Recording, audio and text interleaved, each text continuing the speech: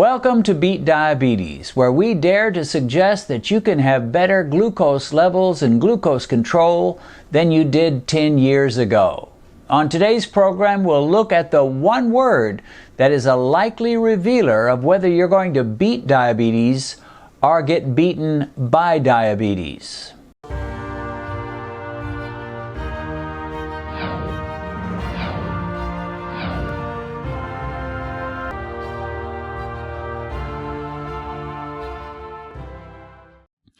This is from a man who says, I stalled at a loss of about 12 pounds. So he's trying to lose weight, lost 12 pounds, then he stalled, couldn't lose any more. He says, then I took your advice on time-restricted eating, and within a month I lost 10 more. Wow, that's pretty amazing.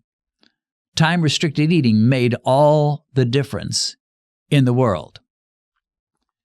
Well, not only for losing weight, but for beating diabetes, for so many things. Sometimes I wonder, how in the world did I get along in my life before I came across the concept of intermittent fasting and time-restricted eating?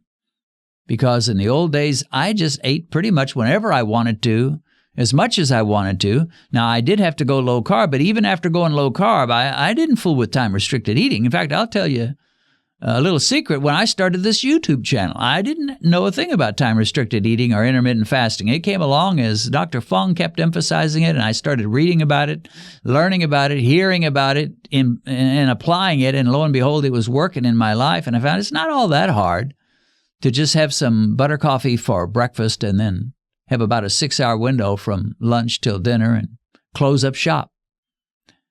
And you know, there are a few 24/7 places like IHOPs usually are open 24/7. Walmarts are often open 24/7. But most stores, they have closing hours. And if you go to that store after the store is closed, it doesn't matter how badly you want something.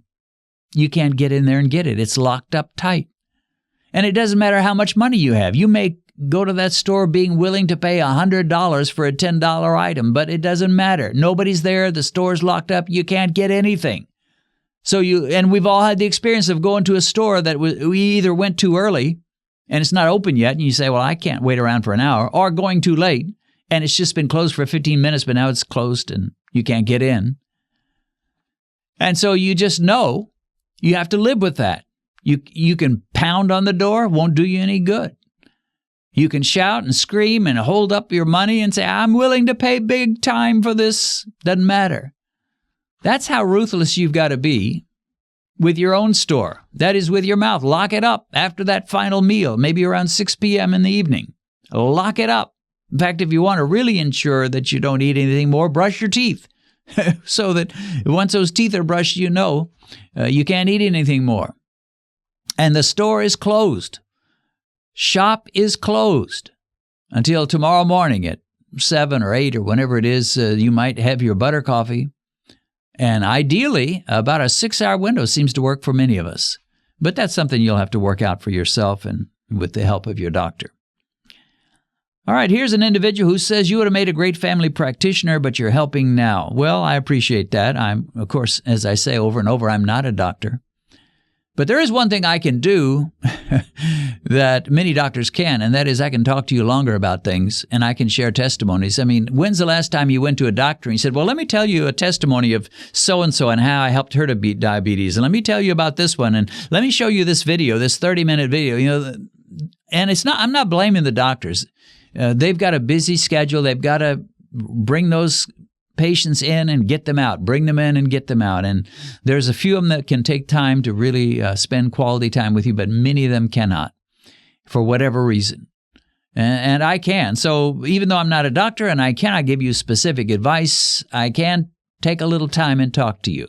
And of course, I've got hundreds of videos so that you can look at past videos and learn some things. And there are real doctors. Not that I'm a fake doctor. I'm no doctor at all. But there are some bona fide doctors on YouTube that are saying the same thing I'm saying. Dr. Jason Fung and I, you know who they are. There's a number of them. Dr. Boz, lady doctor, number of them. Dr. Sarah Hallberg, just so many that are saying the same thing I'm saying. I'm just a layman's approach to this whole thing.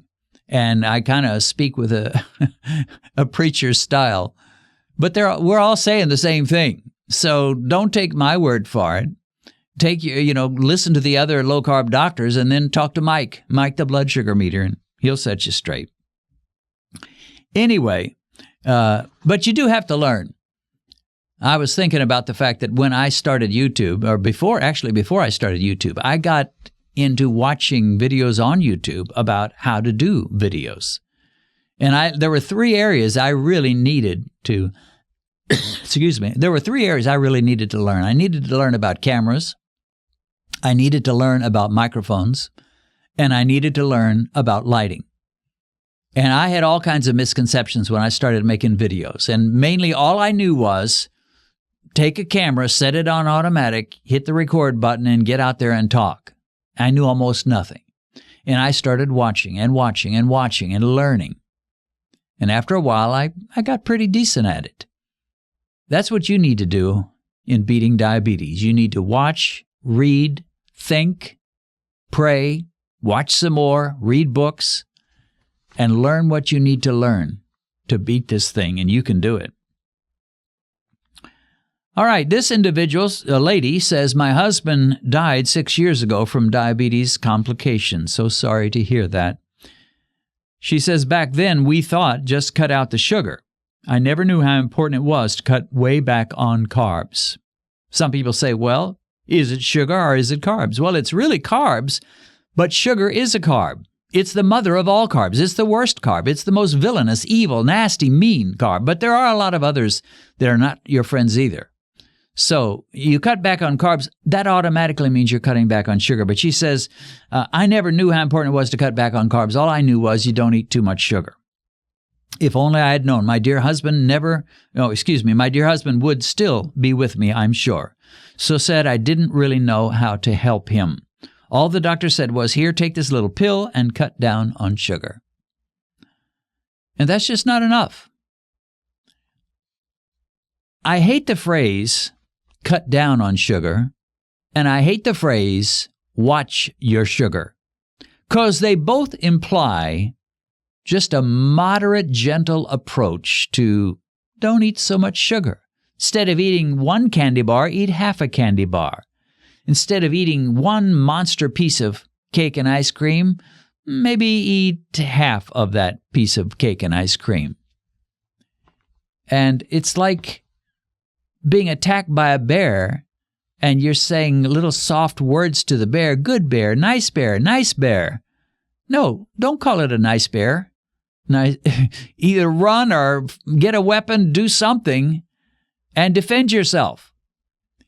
And so it is with diabetes. You can't beat it saying nice diabetes or saying, well, I'm going to watch my sugar, meaning I won't eat cake every night. I'll just eat cake on the weekends.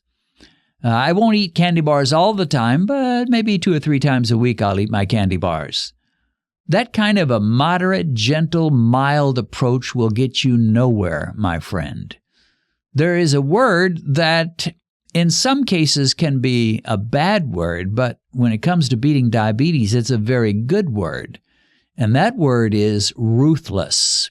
You have to be ruthless in crushing and annihilating and destroying diabetes. And that means you don't just watch your sugar, you eliminate your sugar. You don't just watch your chips. You don't just watch your bagels, your mashed potatoes. You eliminate those things. You don't only get rid of sugar, but you get rid of most carbs. The one carbs that are allowed freely would be the low-carb vegetables, the salads and so forth, the broccoli that you put in your salad, and cauliflower, and all these different vegetables that are low glycemic, and they don't have many carbs in the first place.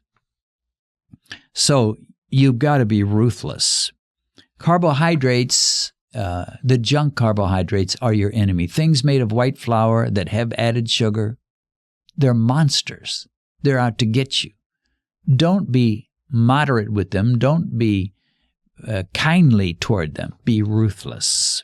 There is a reason why YouTubers are always asking their viewers to like their videos. And the reason is YouTube keeps an eye on how many likes a video gets and how much interest there is in it, how many comments there are. It kind of adds up all those things, and if there's enough interest and likes, it will promote it heavily to others. If not, it'll ignore it and nobody else will see it. So you can help other diabetics by liking and commenting on this video.